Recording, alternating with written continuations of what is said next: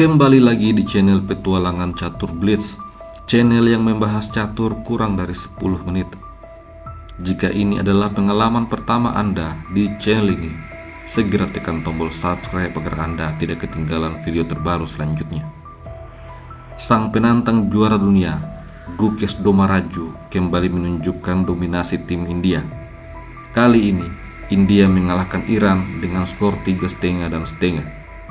Salah satu kemenangan penting dicatatkan oleh Gukesh Dommaraju ketika berhadapan dengan Parham Magshoodloo.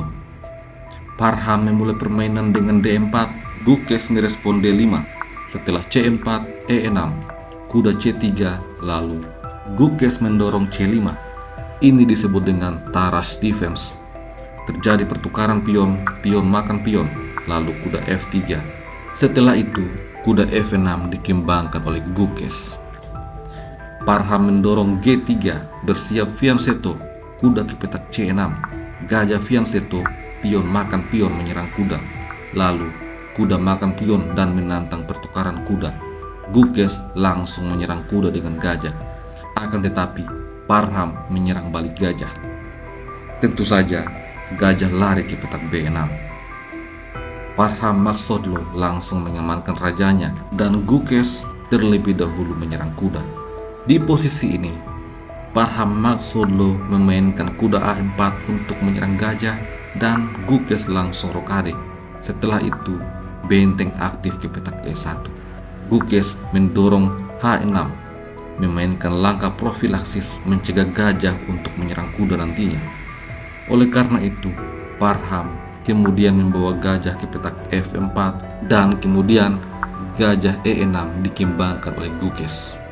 Di posisi ini, Parham membawa kuda B ke petak C5 yang mengancam gajah dan juga mengancam pion B. Merespon hal ini, Gukesh memainkan gajah D5 langsung menantang pertukaran gajah. Analisa komputer menyatakan bahwa langkah terbaik di posisi ini adalah kuda makan pion. Namun demikian, di game sesungguhnya Parham Magshoodloo memilih untuk mengambil gajah. Setelah itu, pion makan kuda. Ancaman ini dibalas dengan kuda makan pion menyerang menteri dan menteri D7 mengancam kuda. Parham Magshoodloo menyerang balik gajah, tetapi pion makan pion en passant. Selanjutnya, Parham membuat kesalahan karena mengambil pion dengan benteng. Hal ini memberikan kesempatan bagi Gukesh untuk membawa kuda ke petak B4, langsung memberikan serangan pada kuda putih. Oleh karena itu, kuda lari ke petak D6 agar tetap dijaga oleh gajah. Namun, gajah makan gajah. Setelah itu, raja makan gajah dan benteng A ke petak D8 kembali sebuah tekanan pada kuda. Di posisi ini, Parham Magshoodloo menyerang balik kuda hitam dan Gukesh Dommaraju menarik mundur kuda untuk menyerang gajah.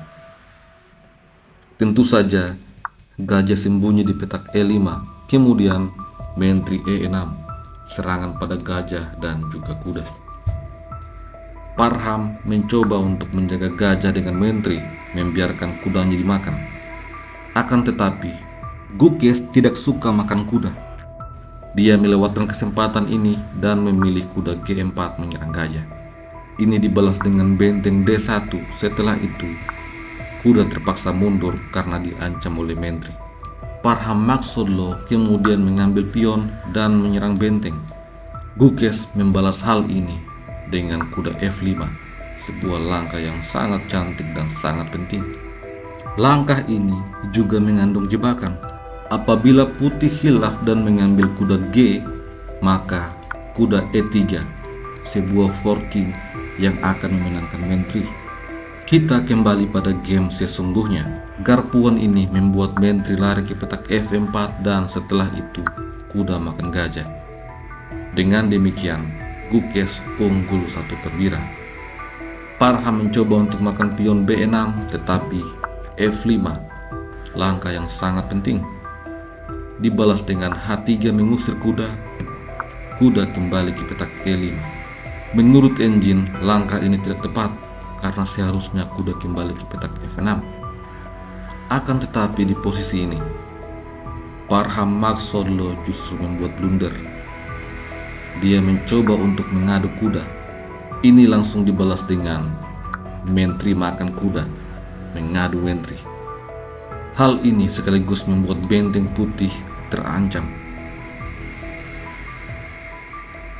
Parham terlebih dahulu menukar benteng dan kemudian benteng makan benteng.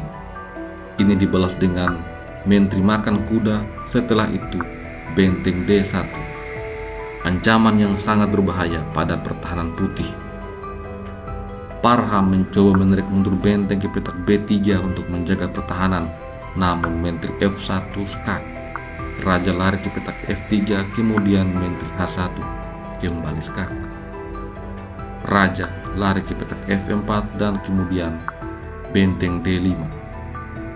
Sampai di posisi ini, Parham Magsudlo langsung menyerah. Jika mentri lari ke petak E7, maka akan ada balasan kuda H5. Petak aman satu-satunya adalah E3, dan setelah itu mentri E1 skak. Raja harus lari ke petak F3, kemudian mentri makan mentri. Hitam unggul begitu besar dan putih akan terkena skakmat dalam 12 langkah. Jika putih mencoba mentri B8 skak, maka raja sembunyi di petak H7, dan setelah benteng ke petak E3 menghalangi mentri untuk masuk ke petak E4, ini justru akan dibalas dengan kuda H5 skakmat.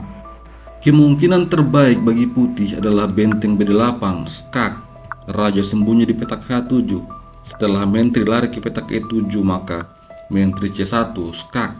Setelah itu raja F3, kemudian mentri H1. Langkah psikologis yang membuat lawan menjadi jengkel. Setelah raja kembali ke petak F4, ini akan dibalas dengan mentri F1, ancaman pada pion F. Dan jika raja ke petak F3, maka benteng D3 skak. Raja ke petak F4 dibalas dengan mentri makan pion skak. Petak aman satu-satunya adalah E5, kemudian mentri D4 skakmat. Hasil ini membuat tim India kokoh di puncak klasmen, tidak terkalahkan dengan 16 poin. Di urutan kedua ada juara bertahan Uzbekistan. Tuan rumah Hungaria menyerobot di posisi ketiga, diikuti dua tim kuat lainnya, Cina dan Amerika. Sementara itu, Magnus Carlsen ada di posisi ke-11. Sedangkan tim Indonesia harus bersabar karena kita turun pada posisi 93, tepat di bawah Thailand setelah kekalahan melawan Uruguay. Sampai jumpa lagi pada video selanjutnya. Salam Gens Unasmus.